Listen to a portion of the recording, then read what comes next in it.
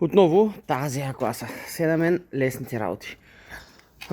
Прозореца сляза надолу и справо да се дига.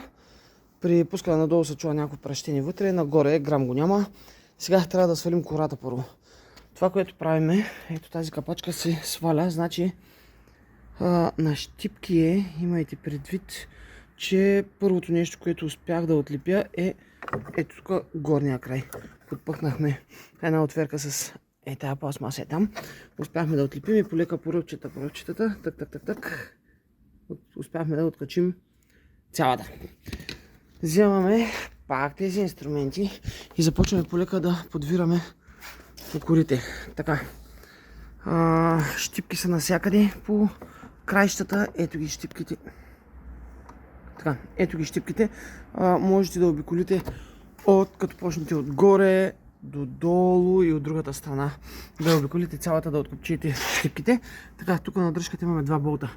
Сега ще ги развием и би трябвало тази кора да се дръпне леко навън и да излезе нагоре, тъй като тук гледам е захапало ръб.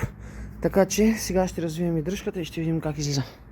И така, значи като отлепим навсякъде, дигаме нагоре, доста стегнато беше между другото, така че в предния край първо хванахме отдолу кората, надигнахме предния край, полека излезе от всякъде. Сега трябва да я откачим изцяло, за да можем тук вече да отлепим тези донапрени и да имаме хубав достъп да видим какво се е прецакало. Сега това нещо седи така.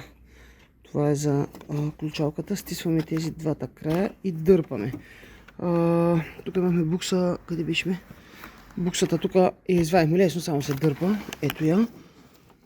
Тя е лесна и трябва да видим как да извадим сега жилото на дръжката. Сега ще огледаме. Значи тук има една щипка отзад. Би трябвало да се дърпа назад и това нещо да може да излезе нагоре цялото, но нека да я огледаме и ще видим как е точно да не щупим нещо. Сега, значи, общо взето, първо дръпнахме дръжката и с една отверка извадихме лоста.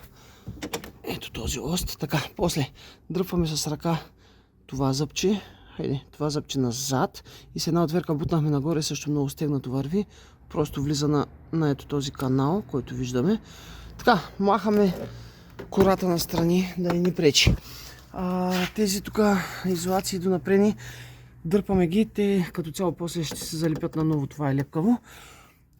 Махаме буксата на стъклата, от ключа за стъклата и говорителя се откача от тук, за да може да излезе през този донапрен.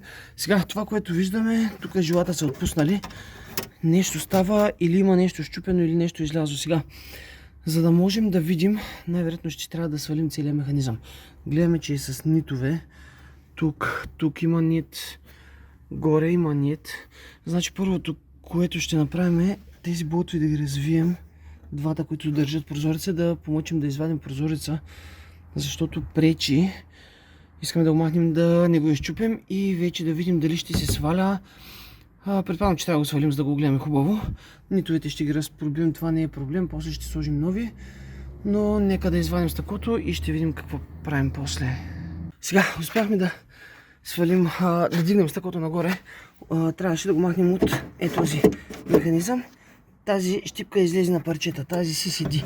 Значи още взето стъклото се дръпва назад и излиза от щипката. Имаше два болта, махнали сме ги, разбира се. И така, стъклото го дигаме нагоре и сега махаме тези три нита, които са, за да свалим механизма. Свалихме, тук отдолу беше се завряло някакво парче и такова, нещо определено има щупено, трябва да свалим механизма и ще видим какво става. Ето го е свалено, значи като когато се махнат нитовете, леко се плъзва нагоре, за да може този чоп да освободи и долния край излиза и се вади. Сега проблемът, ето го къде е, тази пластмасова ролка се е щупила. Тя седи тук. Така, явно от времето, все пак колата не е нова.